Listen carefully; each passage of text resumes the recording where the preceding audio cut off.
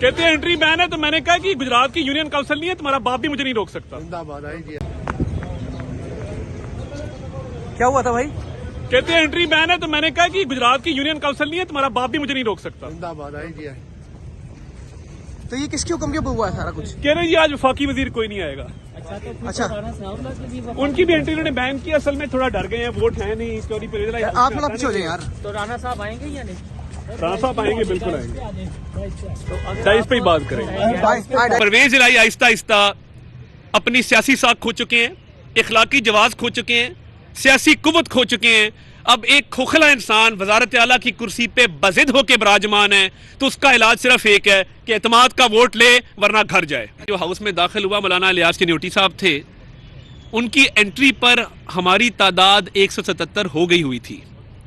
تو ہماری جو کل تعداد ہے بلال وڑائچ صاحب کو نکال کے وہ 179 ہے، 179.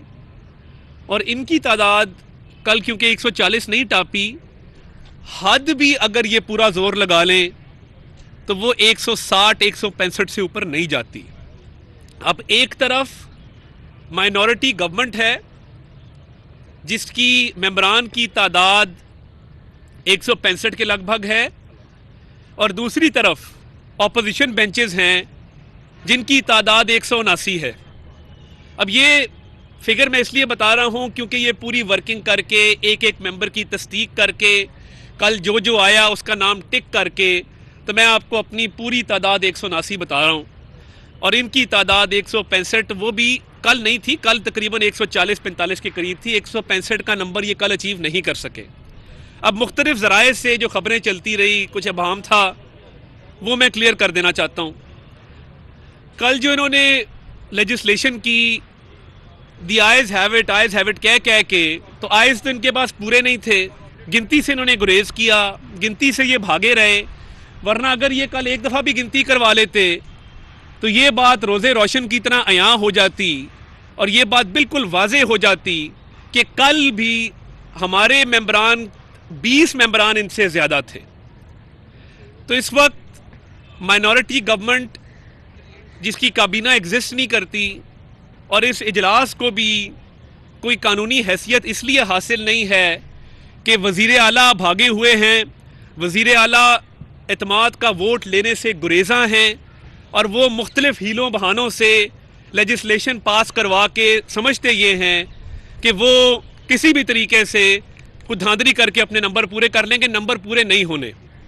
آج ایک بہت بڑی کامیابی اللہ تعالیٰ کے فضل سے، اور میں ایک مڈل کلاس پولیٹیشین کے طور پہ اس کو اپنے سینے پہ ایک تمغہ سمجھتا ہوں کہ لاہور ہائی کورٹ میں جو استدعا کی گئی تھی لاہور کے ماسٹر پلان کے خلاف، آج لاہور ہائی کورٹ نے اس پہ اسٹے دے دیا ہے.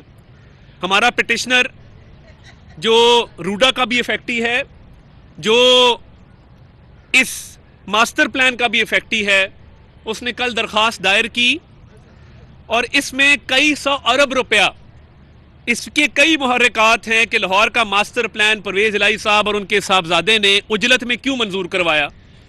اس لیے اجلت میں منظور کروایا کیونکہ ان کو پتا تھا کہ یہ حکومت چند دن کی مہمان ہے، تو اربوں روپے بٹور لیے جائیں. اب کیا ہے، شیخو پورے کا ایک بہت بڑا چنک اٹھا کے لاہور میں اس کو شامل کر کے اس کو گرین ایریا ڈکلیئر کر دیا. اب لاہور کی حدود تو اتنی ہیں جتنی اس وقت ہیں. لاہور میں 96 اسکوائر کلومیٹر کو براؤن ایریا ڈکلیئر کر دیا گیا. اب جب آپ کسی بھی علاقے کو براؤن ایریا ڈکلیئر کرتے ہیں تو ہوتا کیا ہے؟ تو ہوتا یہ ہے کہ آپ کی ہاؤسنگ سوسائٹیاں ڈیولپ ہونا شروع ہو جاتی ہیں. میری تو کوئی ہاؤسنگ سوسائٹی نہیں ہے، نہ کسی ہاؤسنگ سوسائٹی والے سے تعلق ہے، نہ دوستی کرنے کا شوق ہے. میرا جو خاندانی بیک گراؤنڈ ہے وہ بھی آپ جانتے ہیں. تو اس لیے یہ ہاؤسنگ سوسائٹیوں کو بینیفٹ دینے کے لیے گرین کو براؤن کر دیا. اب براؤن کا مطلب یہ ہے کہ پہلے ہی اسموک کا برا حال ہے لاہور کے اندر. اس کی پالیسی بنے گی نہیں بنے گی یہ نہیں پتا، مگر لاہور میں گرین کو کم کر کے براؤن کیا جا رہا ہے.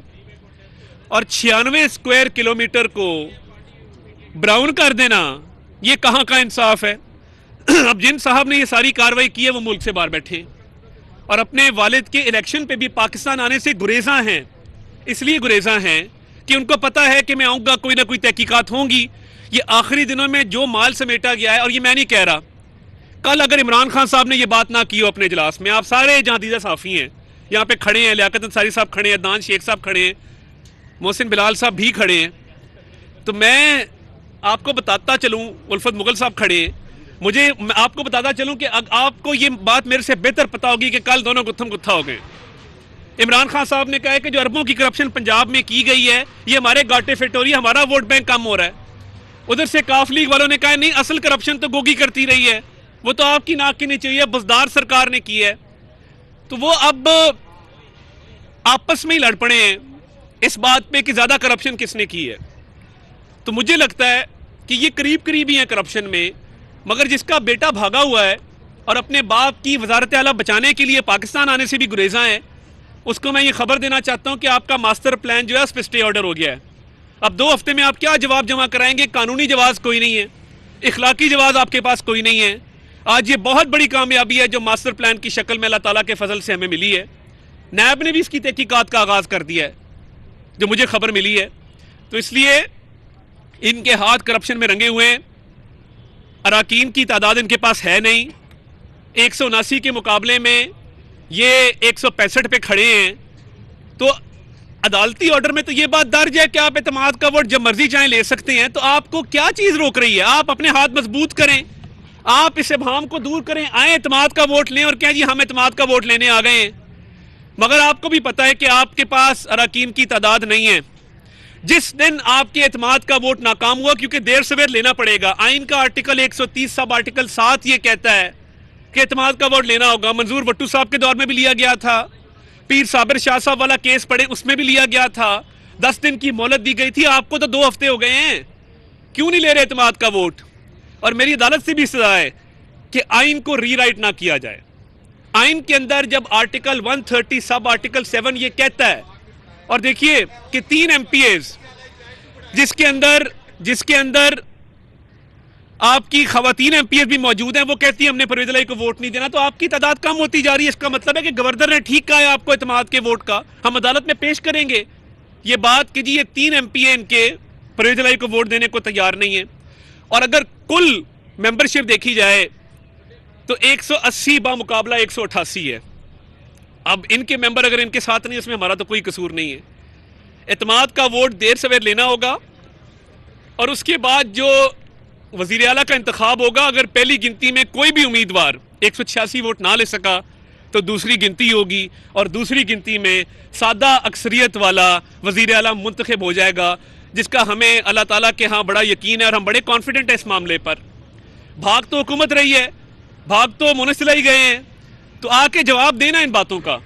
ماسٹر پلان میں تو آپ پھنس گئے ہیں۔ ماسٹر پلان اب انشاءاللہ اللہ تعالیٰ نے زندگی دی، موقع دیا، میں بطور ایک مڈل کلاس سیاستدان اس کو اپنی انا کی جنگ بناؤں گا، اور میں دیکھتا ہوں کہ یہ ماسٹر پلان 2050 کا جو اربوں پتی لوگوں کو مزید ارب دینے کے لیے کیا گیا ہے، یہ کیسے اس پنجاب کے اندر پاس ہوتا ہے۔